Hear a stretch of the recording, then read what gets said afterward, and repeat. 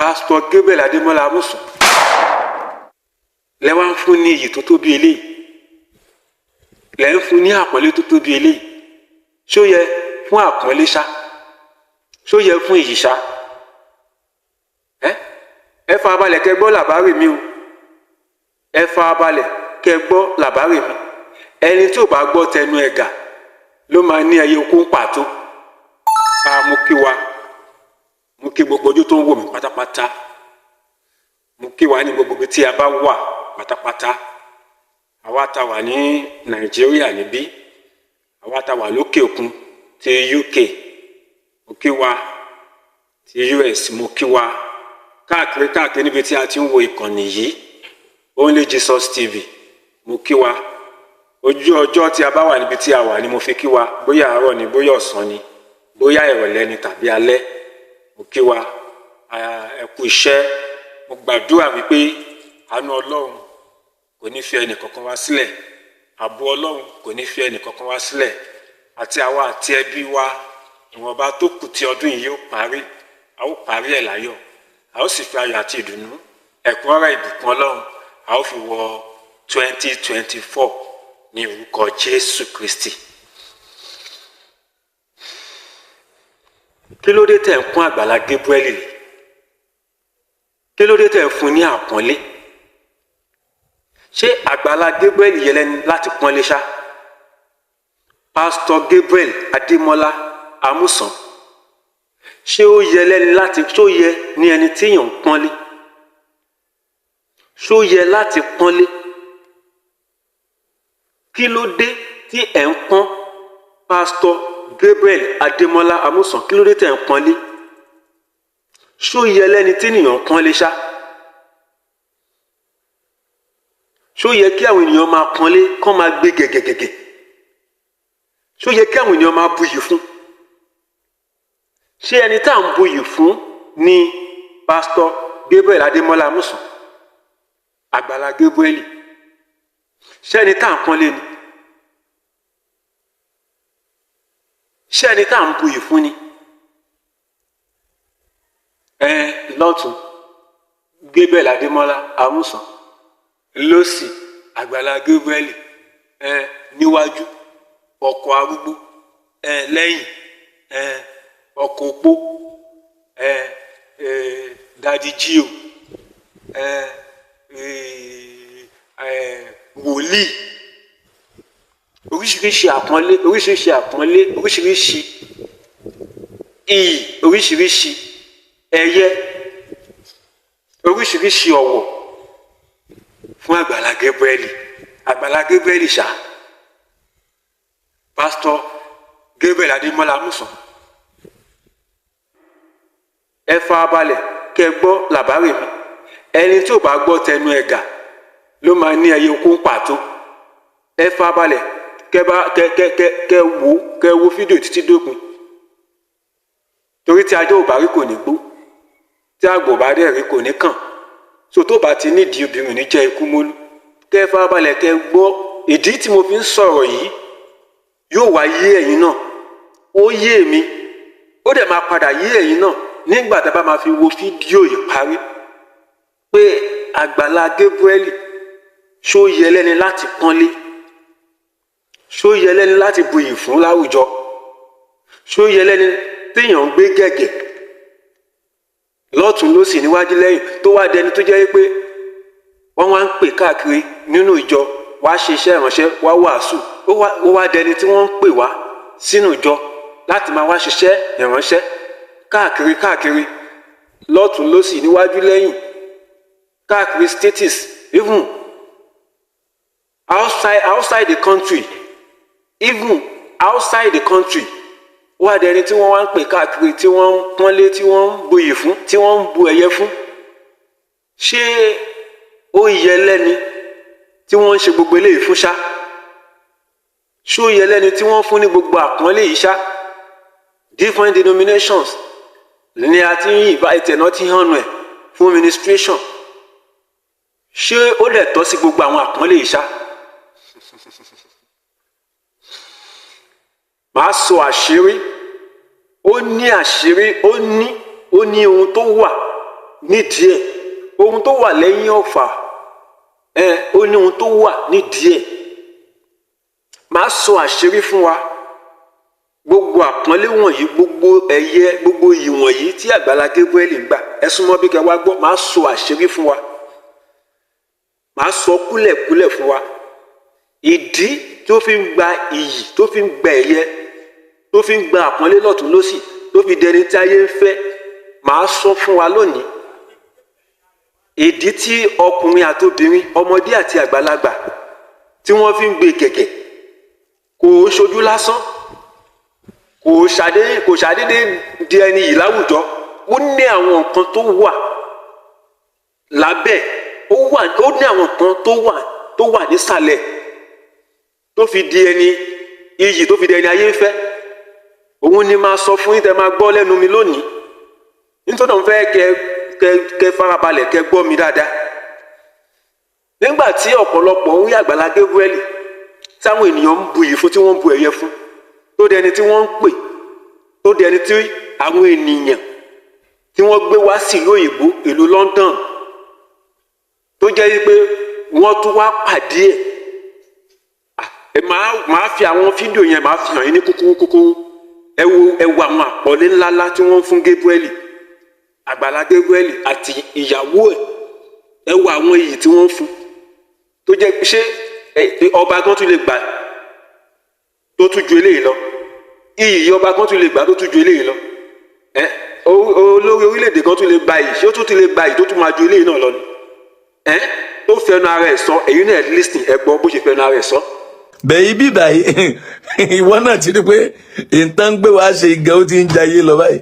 So ọ̀sán tá a dé báyìí, èrò tá a bá ní airport wọ́n wá welcome wa. The love was massive.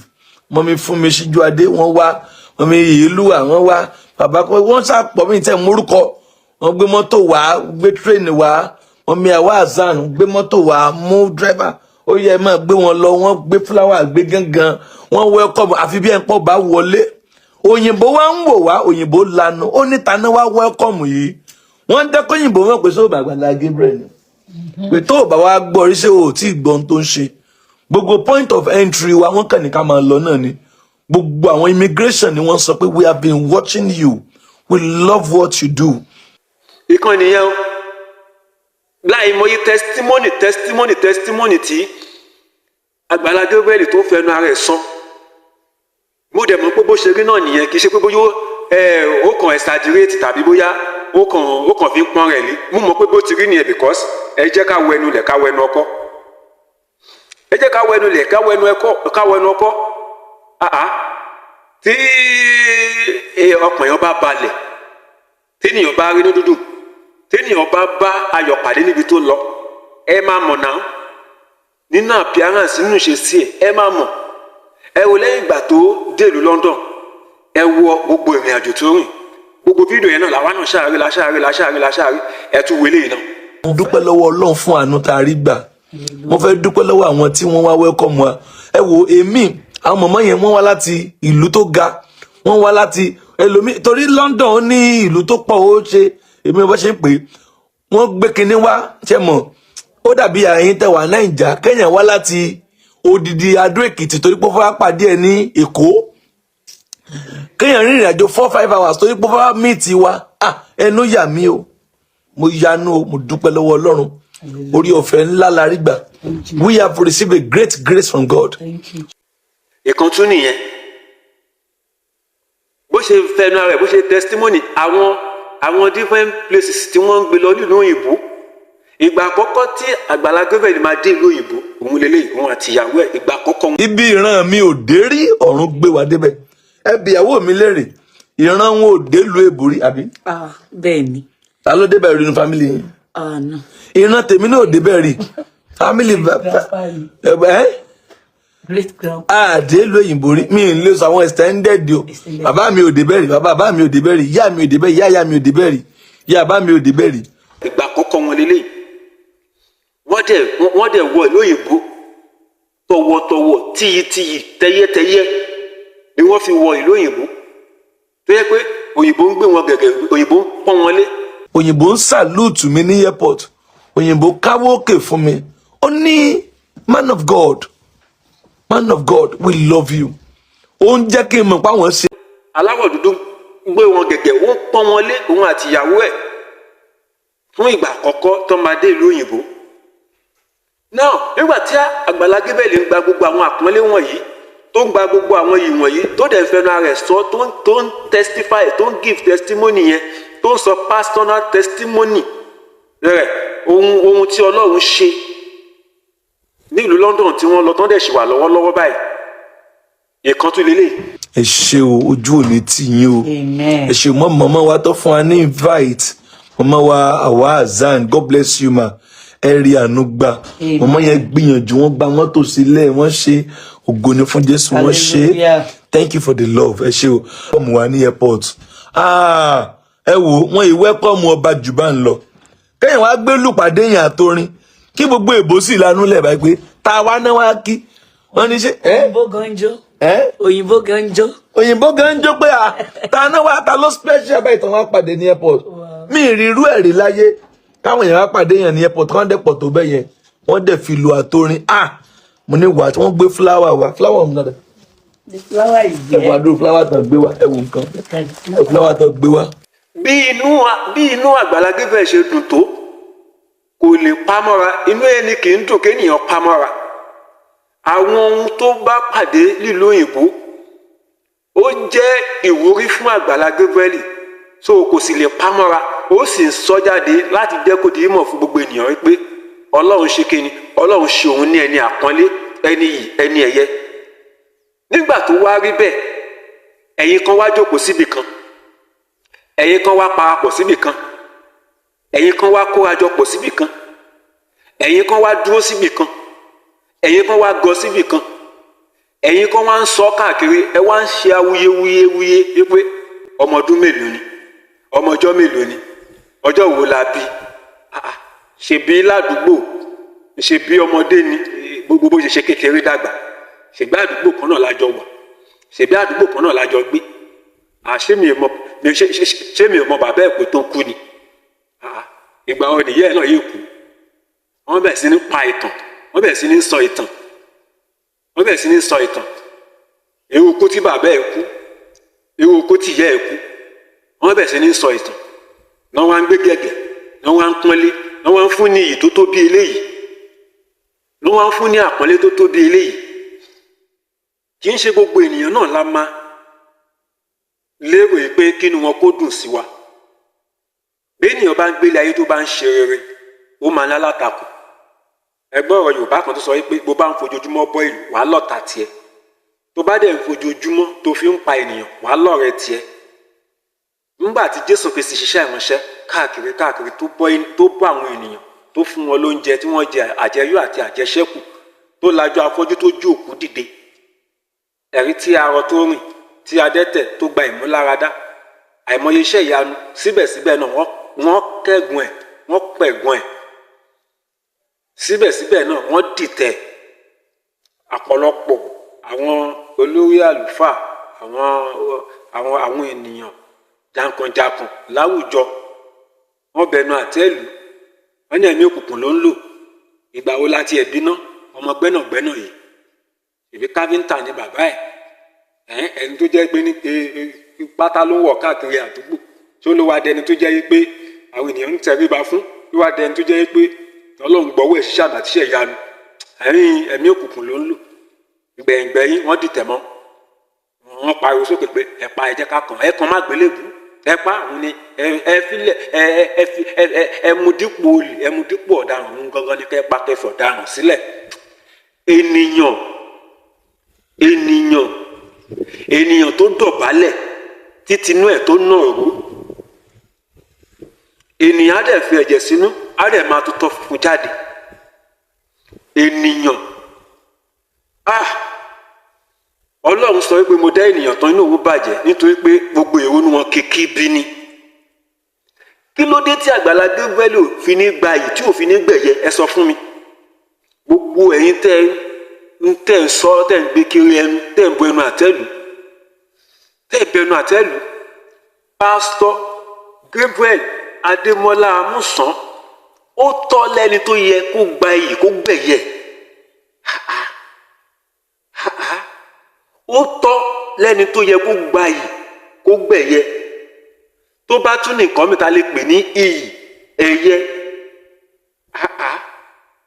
òun ni ká fi fún Agbala Gabriel ó dìsáàvù ẹ̀ ó wọ̀ tiẹ̀ láìpẹ́ yìí bóyá ń lọ bí oṣù méjì sí mẹ́ta ní àwọn legion ni wọ́n fún ní oyè marshal wọ́n fi dá a lọ́lá àwọn ohun rere àwọn ohun ayọ̀ bíi eléyìí àwọn ìdùnnú bíi eléyìí àwọn àṣeyọrí ńlá bíi eléyìí àwọn ẹ̀bùn pàtàkì bíi eléyìí òun ni mo wíṣì Agbala Gabriel mo dẹ̀ mọ̀ pé àwọn kan náà ṣe kíni wọ́n gbà pẹ̀lú mi àwọn kan náà bí mo bọ́ ti ń gbọ́ mi yìí ó dá mi lójú yìí pé àwọn náà fọwọ́ sí inú wọn dùn sí pé Agbala Gabriel yẹ lẹ́ni tó yẹ kí a ṣe kíni ká dá lọ́lá láwùjọ tó yẹ ká fún ní award nítorí pé ó ṣiṣẹ́ so tí ẹ bá tó bá wá ń yà yín lẹ́nu tó bá wá ń yà àwọn kan lẹ́nu wípé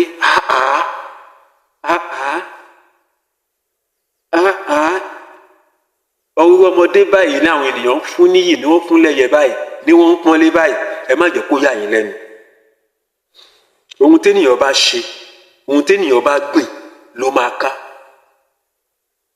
bẹ́ẹ̀ ni Bíbélì sọ ó wí pé ẹ má ṣe jẹ́ kẹ́nikẹ́ni tàn yín jẹ ohunkóhun téèyàn bá fúrúgbìn òun ló máa ká a ò lè gan Ọlọ́run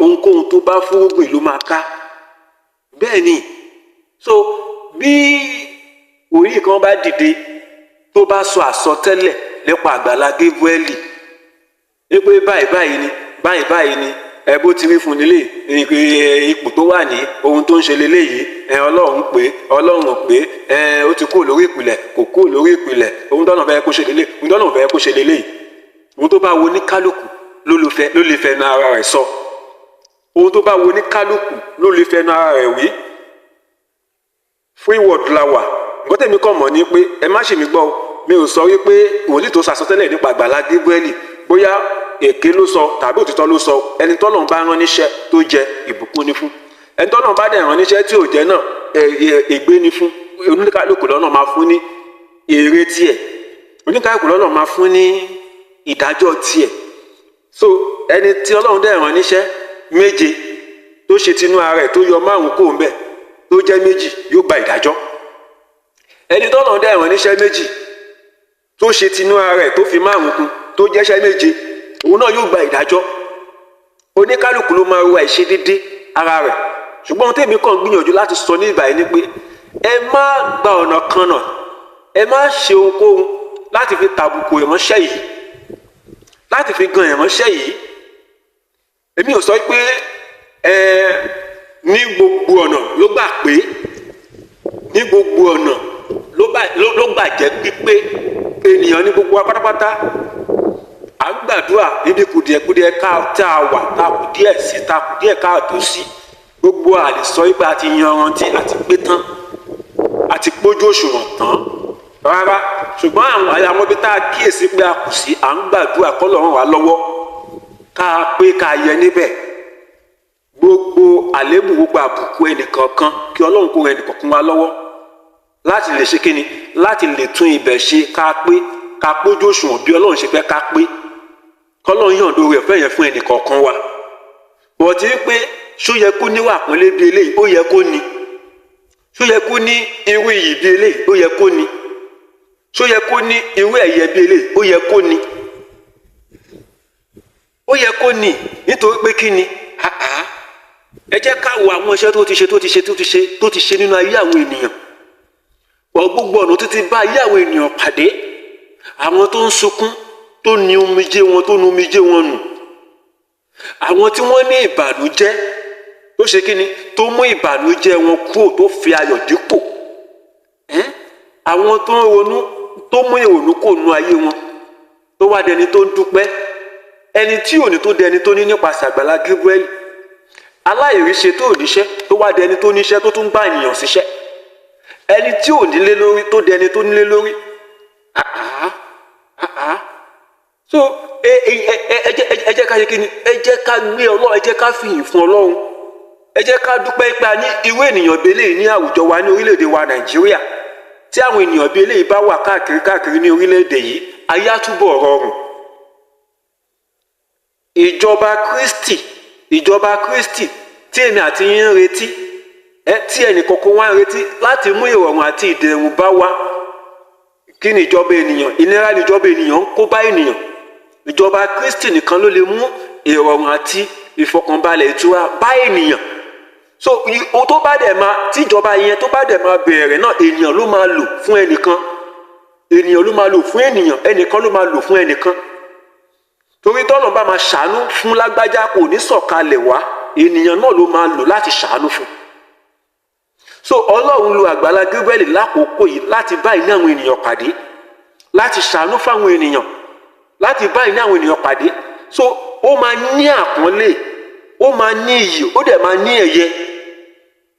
Nítorí pé kí ni Bíbélì sọ nínú ìwé Matthew orí 5 ẹsẹ̀ 7 wípé alábùkún fún ni àwọn aláàánú, nítorí pé wọ́n máa rí àánú gbà. So ibikíbi tí Agbala Gabriel bá dé, ó máa rí àánú gbà, torí pé ó ti ṣe síwájú. Bí ènìyàn bá da omi síwájú, ó máa tẹ̀lẹ̀ tútù, ó máa rí àánú gbà níbikíbi tó bá dé. Bó wà lórílẹ̀-èdè rẹ̀, ìbùkún ni fún. Bó wà tó jáde kúrò ní orílẹ̀-èdè rẹ̀ lọ sí orílẹ̀-èdè mìíràn, ìbùkún ni fún. Nílé, ìbùkún ni fún. Lóde, ìbùkún ni fún. Lóko, ìbùkún ni fún. Láàárín àwọn ènìyàn dúdú, ìbùkún ni fún. Láàárín àwọn ènìyàn funfun, ìbùkún ni fún. Ó ti dẹni ìbùkún nítorí pé kí ni, ó ti ṣiṣẹ́ ẹ̀, ó ti gbé ìgbésẹ̀ rẹ̀, ó mú ọ̀rọ̀ Ọlọ́run ṣẹ, ó mú ìwé mímọ́ ṣẹ. Wípé bí ènìyàn bá ṣàánú, òun náà ìbùkún èmi Ọlọ́run bẹ lórí ẹ̀, tó pé òun náà àárẹ̀ àánú gbà. Matthew 5:7 ló sọ bẹ́ẹ̀. So májẹ̀mú yẹn, kọ́kọ́rọ́ yẹn, ó ti lò ó sì yẹ kó ṣe kí ni, ó yẹ kó bẹ̀rẹ̀ sí ní máa jẹ àǹfààní àti ìbùkún tó wà nínú májẹ̀mú yẹn. So òun lè ṣe rí wípé àwọn ènìyàn tẹ́wọ́ gba Agbala Gabriel. Òun lè ṣe wípé àwọn ènìyàn wọ́n ṣe kí ni, wọ́n pọ́nlé, wọ́n ń buyì fún, wọ́n ń bọ̀wọ̀ fún ní àwùjọ, wọ́n ń fi tìdùnnú tayọ̀tayọ̀, òun ni wọ́n fi ń gbà á. Kò lè ṣe kó má rí bẹ́ẹ̀. Àṣírí lẹ gbọ́ lẹ́nu mi lónìí. Ohun tó wà lábẹ́, tó wà nísàlẹ̀, àpọ́nlé, iyì àti ẹ̀yẹ tí wọ́n ń fún Agbala Gabriel lẹ gbọ́ lẹ́nu mi lénìí. Bí ènìyàn bá dúró nídúró wípé kó dáa fún ọmọ ẹnìkejì, dandan ni kó dáa fóun náà. Bí ènìyàn bá dúró nídúró wípé bí ọmọ ẹnìkejì ṣe máa ní ìdùnnú, bó ṣe máa láyọ̀, dandan ni kóun náà ní ìdùnnú kó láyọ̀. Bí ènìyàn bá dúró nídúró wípé kọ́mọ ẹnìkejì kó ṣe rere, dandan ni kéènìyàn náà, kẹ́ni náà tó ń wo dáadáa, tó ń wo ìdùnnú sọ́mọ ẹnìkejì, dandan ni kí ire kó máa jẹ́ tiẹ̀ ní ọ̀nà gbogbo. So gbogbo ẹ̀yin tẹ́ wò mí lọ́wọ́lọ́wọ́ báyìí, ẹ jẹ́ ká fi eléyìí ká fi kọ́gbọ́n wípé níbikíbi tí o bá wà, ìwà láyé èrèdí tó fi wà láyé ni láti múnú ọmọ ẹnìkejì ẹ dùn. Tó bá wà láyé tí àwọn tó wà láyìíká ẹ tí wọn ò ní ìdùnnú nípasẹ̀, tí wọn ò ní àlàáfíà nípasẹ̀, ìwásáyé asán ni. Ayé tó wá sí onítùmọ̀. Tí o bá wà níbì kan tí wọn ò fìlì ń pàtì ẹ, tí o ò kópa rere kan nínú ayé àwọn tó yí ọ ká, èrèdí tó fi wá sínú ayé kò nítumọ̀. Ó wá sínú ayé láti ṣe kíni, láti mú inú ẹlòmíràn dùn, láti mú ìdùnnú bá ẹlòmíràn ni. Ẹnikẹ́ni tí ìwọ bá ní ipá láti ṣe ìrànlọ́wọ́ fún, kì í ṣe pé kó dijú sí, kó kẹ̀yìn sí, ṣe ìrànlọ́wọ́ yẹn fún. Gabriel Adémọ́lá Amusan ó gbìyànjú gẹ́gẹ́ bí ènìyàn. Ó gbìyànjú gẹ́gẹ́ bí ènìyàn. So ohun tó ṣe, èrè iṣẹ́ ọwọ́ rẹ̀ òun ló ń jẹ yìí, èrè iṣẹ́ ọwọ́ rẹ̀ òun ló ń gbà yìí. Bí wọn náà bá gba yìí, bí wọn náà bá gba ẹ̀yẹ, tí wọn náà bá máa gba yìí, tó bá máa gbẹ̀yẹ, tó bá máa di ẹni tí à ń pọ́nlé láwùjọ, tó bá máa di ẹni tá à ń gbé gẹ̀gẹ̀, tí ó bá máa di ẹni tó jẹ́ pé ènìyàn ń buyì fún láwùjọ, ìwọ náà ṣe àwọn iṣẹ́ tó yẹ fún àwọn nǹkan wọ̀nyí. Bíbélì sọ pé oúnjẹ oníṣẹ́ tọ́ sí. So iṣẹ́ tó o bá ṣe ló máa gba èrè ẹ̀. ohun téèyàn bá fúrúgbìn ló máa ká, ohun téèyàn bá gbìn òun ló máa ká. Ènìyàn lè gbìn ìbẹ́pẹ kó lọ ká kíni, kó lọ ká àgbọn. Ènìyàn ò lè gbìn àlùbọ́sà kó lọ ká kíni, kó lọ ká ìgbá. Ohun téèyàn bá ti gbìn òun ló máa ká. So ẹnì kọ̀ọ̀kan wa ẹ jẹ́ ká gbélé ayé ká ṣe rere. Ire ni ire ń tọ̀ lẹ́yìn. Ire òun ni ire ń tọ̀ lẹ́yìn. Agbala Gabriel wà ní London báyìí. ojú yẹn pọ̀ oúnjẹ gbogbo ẹ̀ wọ́n ṣàkó gbogbo ẹ̀ àti ẹ̀mí ń tá jẹ òun kálukú náà ń bèèrè wọn fi wọ́n kó wá kó gbogbo ẹ̀ wá ní London yìí náà orí gbogbo yìí ò ní gbàbọ̀dè a tún wá bá yín lálejò àwọn ló yẹ ká kó nǹkan wá wọ́n tún kó nǹkan fún wa. Wọ́n dẹ̀ gbá tẹyẹtẹyẹ tìdùnnú èèfù gan lára wọn tẹ̀ tún sọ lára àwọn tí wọ́n tiẹ̀ tún gbà lálejò tún sọ pé àwọn ò tiẹ̀ fẹ́ jẹ́ kó wá sí Nàìjíríà mọ́. Irú àpọ́nlé wo ló tóbi eléyìí? So ó ní láti gba iyì, ó ní láti gbẹ̀yẹ. Iyì Agbala Gabriel dẹ̀ ṣẹ̀ṣẹ̀ bẹ̀rẹ̀ ni, àpọ́nlé ẹ̀ ṣẹ̀ṣẹ̀ bẹ̀rẹ̀ ni, ẹ̀yẹ ó ṣẹ̀ṣẹ̀ bẹ̀rẹ̀ ni, àṣeyọrí àti ìgbéga ó ṣẹ̀ṣẹ̀ bẹ̀rẹ̀ ni. Àdúrà ní kémi àti yín ká máa fi ràn lọ́wọ́. Àdúrà ní kémi àti yín ká máa gbà fún. Ìwọ tó bá ro eré sọ́mọ ẹnìkejì, eré máa padà wá jẹ́ tiẹ̀ náà. Tó bá ti na ìka kan sọ́mọ ẹnìkejì, gbogbo ìka tó kù pátápátá ó máa jẹ́ tìwọ náà tó na ìka kan sí ọmọ ẹnìkejì. Torí náà ẹ jẹ́ ká máa ro eré ro ọmọ ẹnìkejì wa. Bá ṣe ro eré ro ọmọ ẹnìkejì wa, eré náà máa padà jẹ́ tiwa náà. Èmi bọ́ ọyọ̀ Agbala Gabriel, mo bọ́ ọdúnú. Kò síbi kankan tèmi àti ẹ ti gbà ń dọ̀rẹ́ tàbí mọ́ra tàbí jẹ́ ẹbí, ṣùgbọ́n inú mi máa ń dùn sí ọ ní gbogbo ìgbà. Nítorí pé kí ni béèyàn bá ṣe rere ẹ jẹ́ ká sọ. Inú mi máa ń dùn sí ọ ní gbogbo ìgbà. Àwọn tó ń palẹ́rìn tó ti ń sunkún tẹ́lẹ̀, tó mú ẹkún kò lójú wọn, tó nomijé wọn nù tọ́lọ́run lù ọ́ fún wọn.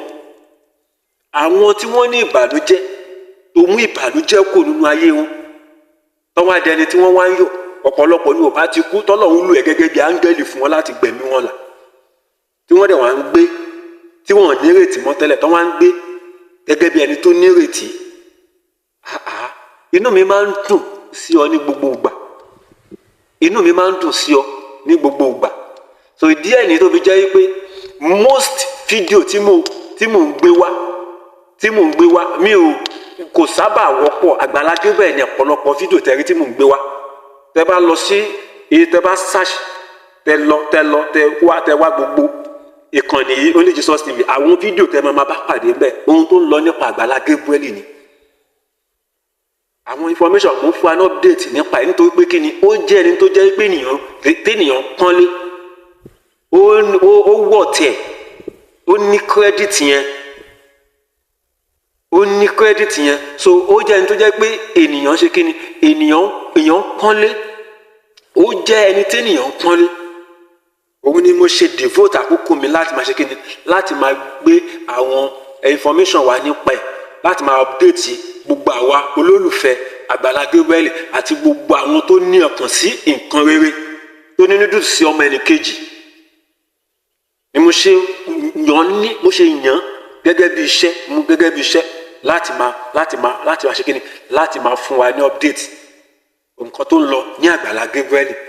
So kì í ṣe pé bóyá èmi àti ẹ fi ibì kankan jọ ní àjọṣepọ̀ lórí nǹkan kan rárá, kò dẹ̀ ṣe pé bóyá mo ń gbowó lọ́wọ́ ẹ̀, ṣùgbọ́n eléyìí tí mò ń ṣe yìí mo fi ń fi ìdùnnú hàn, ẹ̀mí ìmoore hàn wípé ohun tí Agbala Gabriel ń ṣe ní àwùjọ wa, bí ìbá tiẹ̀ lè fún ọ lówó, tí mi ò tiẹ̀ lè fún ọ lówó, ohun tí mo bá ní oore ọ̀fẹ́, tí mo bá ní agbára láti ṣe, màá ṣe. Lẹ́sẹ̀ rí mi tí mò ń ṣe léyìí tí mò ń ṣe yìí.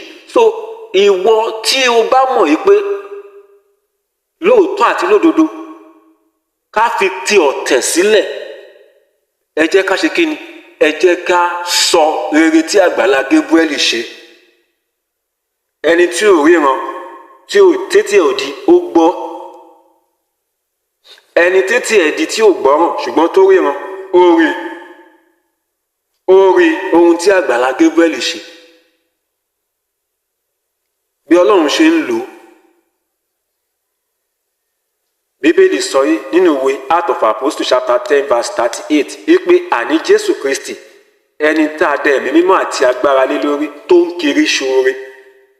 Jésù Kristi ó ń kiri ṣoore, gbogbo ọkàn pátá tí Ọlọ́run náà bá máa dùn sí lẹ́yìn tá a ti fàyè wa fún Jésù Kristi tá a ti gbà lólúwa àti olùgbàlà wa, ohun tó tún kàn ní pé kíni ká máa mú inú ọmọ ẹnìkejì dùn, ká má ṣe dúró nídúró láti bà tọmọ ẹnìkejì jẹ́, ṣùgbọ́n bó ṣe máa da fún ọmọ ẹnìkejì, bá ṣe máa mú ayọ̀ àti ìdùnnú wọnú ayé ọmọ ẹnìkejì, òun ni ká máa wá, ká máa kiri ṣoore. Àgbàlá Gabriel kiri ó ṣoore, ó kiri ó ṣoore. Àwọn arúgbó wọn ò lè gbàgbé Àgbàlá Gabriel, àwọn opó wọn ò lè gbàgbé Àgbàlá Gabriel, àwọn tí ẹ̀yà ara pè níjà lọ́nà kan tàbí òmíì wọn ò lè gbàgbé Àgbàlá Gabriel, àwọn tí ebi ń pa tó ń bọ́ lọ́sẹ̀ẹ̀sẹ̀ wọn ò lè gbàgbé Àgbàlá Gabriel. Iṣẹ́ rere ènìyàn á máa tọ̀ ọ́ lẹ́yìn, iṣẹ́ bí ènìyàn náà sì máa tọ̀ ọ́ lẹ́yìn. Tó Bíbélì sọ nínú ìwé wòlíì Àìsáyà orí 3 ẹsẹ̀ 1 sọ wípé ẹ sọ fún olódodo pé yóò dára fún, nítorí pé wọn ó jẹ èso iṣẹ́ ọwọ́ wọn láwọn fi fún wọn náà. Bíbélì ló sọ bẹ́ẹ̀. Verse 11 sọ pé ẹ sọ fún ènìyàn búburú pé yóò burú fún, nítorí pé èrè iṣẹ́ ọwọ́ rẹ̀ náà láwọn fi fún. So bó ti rí nìyẹn, èrè iṣẹ́ tí Àgbàlá Gabriel ṣe òun ló ń jẹ yẹn o. Tí ẹ bá rí tí wọ́n pọ́nlé lọ́tún lósì, àṣírí lẹ gbọ́ lẹ́nu mi yẹn. Tí ẹ bá rí tí wọ́n ń gbé gẹ̀gẹ̀ lọ́la ń sìn, ó lọ sí Manchester nínú London yẹn náà, ní UK yẹn náà wọ́n tún bóòkù flight fún, ó tún lọ sí Manchester tó bá tún di ọ̀la Thursday. Ẹ̀rí báyìí ẹni tó ń ro tí ẹlòmíì mọ́ tiẹ̀ ní Àgbàlá Gabriel. So ó gbọ́dọ̀ jẹni tí ayé ń fẹ́, ó gbọ́dọ̀ jẹni tí ayé ń fẹ́, tọmọdé ń fẹ́, tágbà ń fẹ́. Ó tún sọ pé on the 13 next week Wednesday àwọn máa padà sí Nàìjíríà ní headquarter nínú ìjọ wọn bẹ̀. Ọlọ́run lórúkọ Jésù bó ṣe sọlọ láyọ̀ òun àti ìyàwó rẹ̀ ó máa padà láyọ̀ àtàlàfíà ní orúkọ Jésù. Ó tún sọ débi pé àwọn yóò tó fáwọn ènìyàn ní oúnjẹ ní ọjọ́ náà fún ọdún, fún Kérésìmesì láti fi ṣọdún. Àwọn yóò pín bag rice almost 3,000. Ẹ̀rí báyìí. So ẹni tó ń ro tí ẹlòmíì mọ́ tiẹ̀ ní Àgbàlá Gabriel. Kì í ṣe òǹrorò ènìyàn, ọ̀kánjúwà ènìyàn, kò ń ṣe aládàánìkànjẹ. Bámúbámú ni mi ò mọ̀ pé ebi ń pa ọmọ ẹlòmíràn. Bẹ́ẹ̀ kọ́ ni Àgbàlá Gabriel jẹ́. Ó jẹ́ ẹni tó jẹ́ pé ó ń fún ọmọdé jẹ, ó ń fún àgbàlagbà jẹ. Tí n bá tí rí nǹkan kan gbà lọ́wọ́ ẹ̀ kò túmọ̀ sí pé mi ò lè sọ nípa rẹ̀. Àwọn tó ń ràn lọ́wọ́ yẹn náà ènìyàn bíi tèmi ni wọ́n. Kò jẹ́ dandan kí n rí nǹkan gbà lọ́wọ́ Àgbàlá Gabriel kí n tó sọ dáadáa, kí n tó sọ rere nípa ẹ̀. So gbogbo ọkàn tó bá rí nǹkan gbà lọ́wọ́ Àgbàlá Gabriel tàbí tó ti gbìyànjú ẹ̀ tó rí nǹkan gbà lọ́wọ́ ẹ̀, ẹ má dẹ́kun, ẹ má jẹ́ kí inú yín bàjẹ́. Ẹ wo àwọn rere tó ń ṣe fún ènìyàn bíi tiyín. Kò ń ṣe gbogbo ènìyàn ló máa ríṣ láti ṣe oore fún, ṣùgbọ́n lọ́nà kan tàbí òmíràn àwọn oore tó ń ṣe láwùjọ wa ènìyàn bíi tiẹ̀ bíi tèmi náà ló ń ṣe fún. Àwọn tó dẹ̀ ń ṣoore fún yìí náà lọ́nà kan tàbí òmíràn ó lè padà tó wá pọ̀ ẹni tí Àgbàlá Gabriel ò ṣoore fún direct. Torí ẹni tó bá ti pàṣẹ Àgbàlá Gabriel tó là tó dolóríire lónìí, ó lè padà ní ìbáṣepọ̀ pẹ̀lú ìwọ tó ṣoore fún, tó jẹ́ pé ẹni ẹ ló tún máa padà ràn wọ́n náà lọ́wọ́. So indirectly ó ti gba ìrànlọ́wọ́ lọ́wọ́ Àgbàlá Gabriel. Nítorí náà ńkọ́, ẹ jẹ́ ká ṣe kíni, ẹ jẹ́ ká máa ní inú dúdùn sí arákùnrin yìí. Ẹ má jẹ́ kí ìgbéga ẹ má jẹ́ kó bà wá nínú jẹ́. Ẹ má jẹ́ kó bà wá nínú jẹ́. Irú àwọn báyìí là ń fẹ́ ní àwùjọ wa. Kí Ọlọ́run jẹ́ kí wọ́n túbọ̀ máa pọ̀ sí. Èmi àti rẹ kí Ọlọ́run rẹ nìkọ̀ọ̀kan wa lọ́wọ́ kó gbé wa ga. Tó jẹ́ pé ipòkípò tí a bá wà káwa náà ní oore ọ̀fẹ́ láti mú inú ọmọ ẹnìkejì dùn, láti fi ayọ̀ kún ọkàn ọmọ ẹnìkejì, láti mú ìbànújẹ́ kúrò nínú ayé àwọn ènìyàn, láti fi ẹ̀rín dípò. Ènìyàn ṣe lára ẹ. máa retí ẹ̀. Ìwọ ni pé kó má wẹ̀yìn, máa tẹ̀síwájú, má wo ariwo ọjà. Owó téèyàn bá lọ sọ́jà lèèyàn wò yìí kí ń wo ariwo ọjà. Máa tẹ̀síwájú nínú iṣẹ́ rere tó ń ṣe. Máa tẹ̀síwájú nínú ọkàn rere tó ní sọ́mọ ẹnìkejì. Máa tẹ̀síwájú nínú ìfẹ́ Ọlọ́run. Ohun gbogbo tó ní kálukú bá ṣe pátápátá ló lérè. Kò jẹ́ bó ṣe jẹ́. Àmọ̀ràn mi sí gbogbo ènìyàn ni pé ẹ jẹ́ ká máa gbàdúrà fún Agbala Gabriel. Ẹ jẹ́ ká máa gbàdúrà fún, ẹ jẹ́ ká máa fàdúrà ràn lọ́wọ́, torí Paul Apostle náà sọ ó ní ẹ̀yin ará ẹ máa gbàdúrà fún wa. Àwọn ikọ̀ àtìríjú Ọlọ́run àwọn náà nílò ìrànlọ́wọ́ àdúrà. Bí wọ́n ṣe ń súre fún wa tí wọ́n ń gbàdúrà fún wa, àwa náà yẹ láti gbàdúrà fún wọn. So èmi náà gẹ́gẹ́ bí ikọ̀ àtìríjú Ọlọ́run Agbala Gabriel mo gbàdúrà fún. Gbogbo àwọn ènìyàn náà tí wọ́n wo fídíò yìí náà ń gbàdúrà fún wípé o ò ní jábọ́ lórúkọ Jésù Kristi. Gbogbo èròǹgbà rere tí o ní pátápátá ni Ọlọ́run yóò tì lẹ́yìn, ó dẹ̀ máa wá sí ìmúṣẹ. Bó ṣe lọ láyọ̀ àti ìyàwó rẹ lórúkọ Jésù ó padà bọ̀ láyọ̀ àtàlàáfíà. Elétò dẹ̀ fi sílẹ̀, ìjọ tó fi sílẹ̀ lórúkọ Jésù wàá padà bá wọn ní ayọ̀ àti àlàáfíà. Kò jẹ́ bó ṣe jẹ́. Lẹ́ẹ̀kan sí, èmi ni Evangelist Daniel Taiwo Ọlọ́finṣàwò aka Only Jesus. Àmọ́ kí n tó wá lọ ẹjẹ́ sọ lè fún gbogbo apátápátá. Ọdún Christmas Kérésìmesì ó kù dẹ̀dẹ̀, ó kù díẹ̀ báyìí ń wọlé bọ̀ wá. Mo dẹ̀ gbàdúrà pé ó máa ṣojú ẹ̀mí nìkọ̀ọ̀kan wa. Gẹ́gẹ́ bí mo ṣe sọ síwájú, ayọ̀ àtàlàáfíà la máa fi la ọdún yìí já. Ṣùgbọ́n mo fẹ́ sọ eléyìí gẹ́gẹ́ bí ìránṣẹ́ Ọlọ́run tí mo jẹ́ láti bí ọdún 2 sí 3 tí mo sì ti wà lórí ìkànnì yìí tẹ́ nponle Jesus TV pẹ̀lú àwọn program tí mò ń ṣe àtàwọn fídíò tí mò ń gbé wá, àwọn ibi tí mo ti ní àǹfààní láti bá wa sọ̀rọ̀ bí eléyìí. Ẹ máa ṣàkíyèsí pé mi ò béèrè ìrànlọ́wọ́ kankan, mi ò béèrè owó, mi ò sọ àkáǹtì mi fáwọn èèyàn pé fún mi lówó. Àmọ́ ní Christmas tó ń bọ̀ yìí kì í ṣe tipátipá o. Ìwọ tó bá mọ̀ pé ó wù nínú ọkàn rẹ láti ṣọdún fún mi, ìwọ tó bá mọ̀ pé ó wù nínú ọkàn rẹ láti ṣe kíni, láti fún mi ní ẹ̀bùn tọ́lọ́run fi sí lọ́kàn wípé ìránṣẹ́ Ọlọ́run yìí jẹ́ kí n ṣe kíni, jẹ́ kí n fún ní ẹ̀bùn. Àyè ṣí sílẹ̀ o, àyè ṣí sílẹ̀, kò sí nǹkan tó kéré jù o. Ẹ má ṣì mí gbọ́ o, ẹ jẹ́ tí wàá sọ lè kí n là á, torí ọ̀pọ̀lọpọ̀ yín ẹ mọ péèjì yìí gẹ́gẹ́ bí péèjì tó jẹ́ wípé ó máa ń sọ nípa Agbala Gabriel. Ẹ jẹ́ wá là fún wa o. Mi ò béèrè ìrànlọ́wọ́ lọ́wọ́ wa ní orúkọ Agbala Gabriel o. Mi ò dẹ̀ sọ wípé Agbala Gabriel ń béèrè owó lọ́wọ́ wa nínú fídíò yìí o. Ẹ jẹ́ kí n là á kó yé wa. Ohun tí mò ń sọ fún wa ni pé èmi gẹ́gẹ́ bí ẹnìkan Evangelist Daniel Taiwo Ọlọ́finṣàwò tí gbogbo ènìyàn mọ̀ sí Only Jesus. Ọdún Kérésìmesì tó ń bọ̀ yìí tó bá wù ẹ́ lọ́kàn láti ṣọdún fún mi, tó bá wù ọ́ lọ́kàn láti fún mi ní ẹ̀bùn ọdún, òun ni o, kì í ṣe tipátipá. Sóhun tó kéré jù o, bó dẹ̀ ṣe ń fẹ́, bó ṣe wù ọ́ lọ́kàn. Jésù sọ fún Pétérù pé Pétérù, ǹjẹ́ àyè wà fún mi nínú ọkọ̀ ẹbí? Pétérù dẹ̀ ṣe kíni, ó yọ̀ǹda ohun ìní ẹ̀ fún Jésù, ó fi àyè gba Jésù nínú ọkọ̀ ẹ̀. Ìgbẹ̀yìn ẹni tó lérò pé òun lè mú ẹja ẹyẹ kan lọ sílé, ó mú ọ̀pọ̀lọpọ̀ ẹja, ó tún pọ̀ débi pé òun gan ó kà á láyà. So nínú ohun ìní tí Ọlọ́run fún ọ, bó ṣe ń plan láti ṣọdún yìí, mo gbàdúrà nínú ayọ̀ àti ìdùnnú ló máa ṣe ìwọ àti ẹbí ẹ. So nínú ẹ̀ náà tó bá lè fẹ́mi náà láàyè nínú ohun ìní ẹ pé gba ìránṣẹ́ Ọlọ́run ẹ̀fẹ́ lè náà ṣe ọdún, máa appreciate ẹ̀. Ẹ̀yin tẹ́ bá dẹ̀ ṣe fún mi náà, máa padà dárúkọ yín nínú next show tí n bá tún máa ṣe. Máa padà dárúkọ yín láti dúpẹ́ lọ́wọ́ yín. Ṣùgbọ́n mi ò ní pe àkáǹtì nọ́mbà mi báyìí. Ìwọ tó bá mọ̀ pé o fẹ́ ṣe nínú comment box, béèrè fún àkáǹtì nọ́mbà mi, màá fún ọ. Bó ṣe ń ṣe léyìí yóò dára fún ọ. Àlàáfíà ni fún ọ lórúkọ Jésù. Mo dúpẹ́ lọ́wọ́ ẹ̀yin tẹ́ ti subscribe sórí YouTube channel wa Only Jesus TV. Ẹ ṣé lọ́pọ̀lọpọ̀ fún encouragement tẹ́ ń fún wa láti máa lè wá, láti máa mú àwọn fídíò yìí wá fún wa. Ó fi hàn yí pé ẹ ń fẹ́ ká ṣe kíni, ká túbọ̀ máa tẹ̀síwájú ni. Ẹ̀yin tẹ́ dẹ̀ ti subscribe náà, ẹ jọ̀wọ́ lọ́wọ́lọ́wọ́ báyìí ẹ bá wa ṣe bẹ́ẹ̀. Ẹ bá mi subscribe sí ìkànnì Only Jesus TV. Yóò dára fún gbogbo wa lórúkọ Jésù Kristi.